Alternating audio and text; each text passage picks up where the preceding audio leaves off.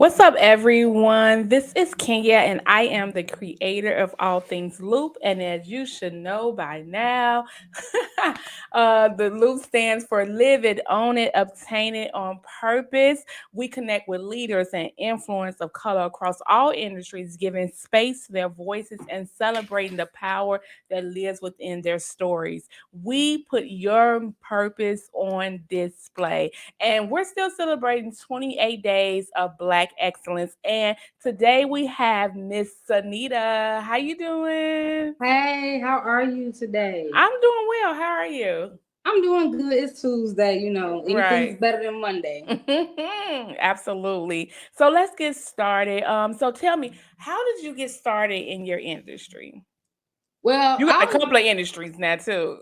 oh well so okay, I always wanted to be a lawyer. Right. Which is I tell the story so many times. So you know how when you're in school and you do the little career fairs and stuff like that, I Hmm. always said I wanted to be a lawyer. So it kind of stuck with me. So when I got to college, I majored in several different things and took the, extra classes just to see what else I would like. And I didn't like anything else. So Yeah. I majored in English pre-law and I got a minor in sociology Right. because I did now. So okay, so I do like the study of people, like psych and stuff. But yeah, Hmm. I just didn't want to go to school for that long. And I still feel like I help people, even Yeah. though it's not medical. I still feel like I help people.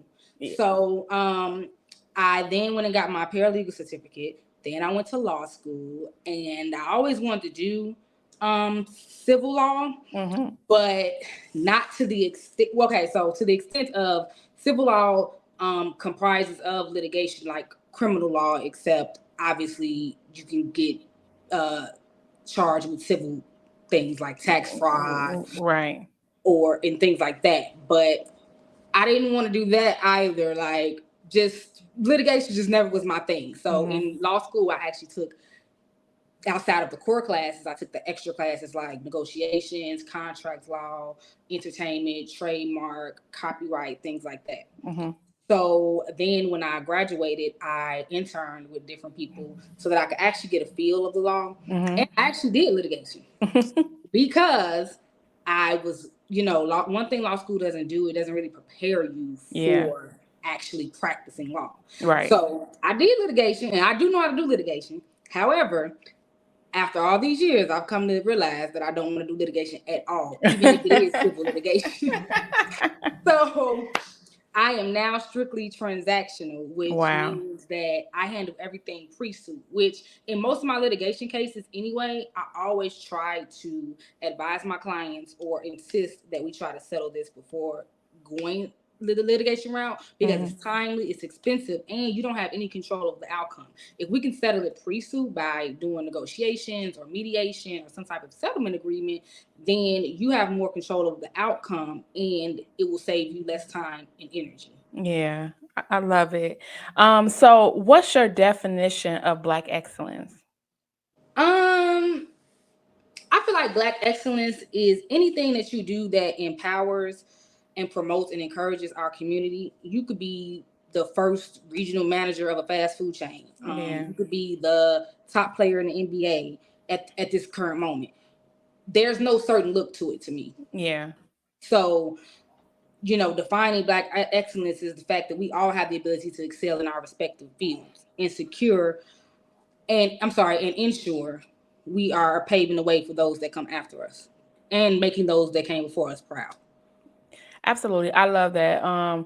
Especially when we talk about making sure making the ones that's proud, like our mothers and our Exactly. grandmothers, the ones that even the neighbors that watched us grow up. Like those are the Exactly. ones that That is so funny. My neighbor, my grandmother, my grandfather's still alive. My grandmother passed. Hmm. Their neighbors watch me grow up, and they still there, and they just be so excited when they see you. Wow. Every like they literally asked my grandfather, so she's still in Atlanta. Is she coming back? Where is she at now? What is she doing now? Like they just they have they literally, my mom be like, now you make sure you go knock on their door before you leave because they've been asking about you.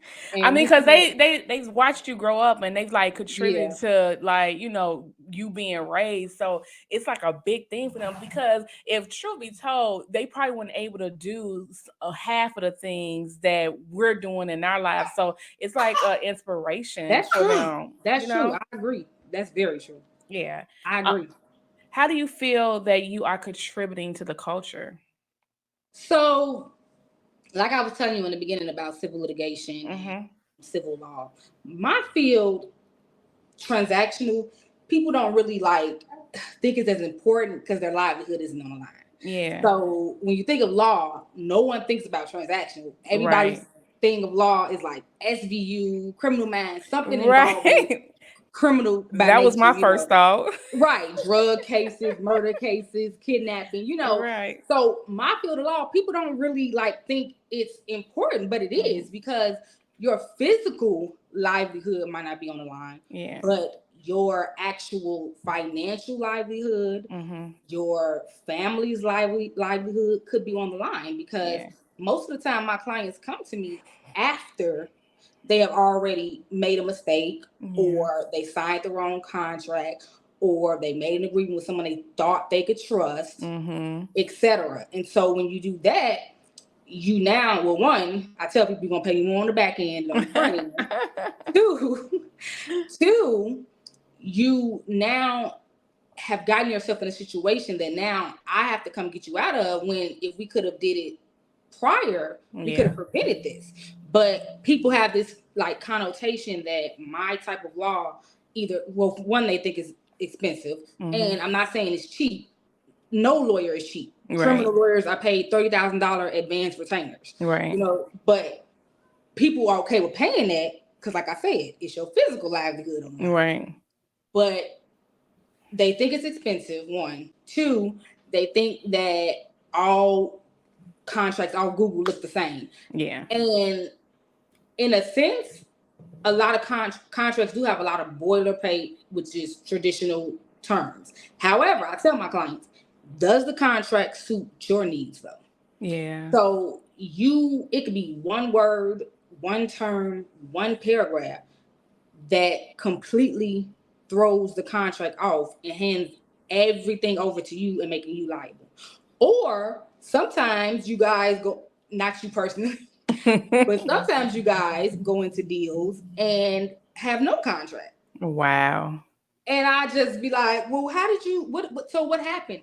Well, it's a friend of the family, and, I've known them all my life, and, Yeah.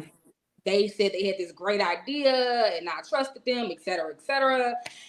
And well, we know what happens when money gets Right. involved, We whether know it's the end of the friends, story. family, Yeah. whomever. Exactly. So I feel like, I'm contributing because not only do I do things like this, I do workshops. I ensure when I take on my clients, I let them know what happened, why it happened, what they could have did to prevent it, explain to them the process of what we're going to try to do to get them out of the mess. Mhm. And I do I got to have blogs on my website. Mhm. I also do speaking events.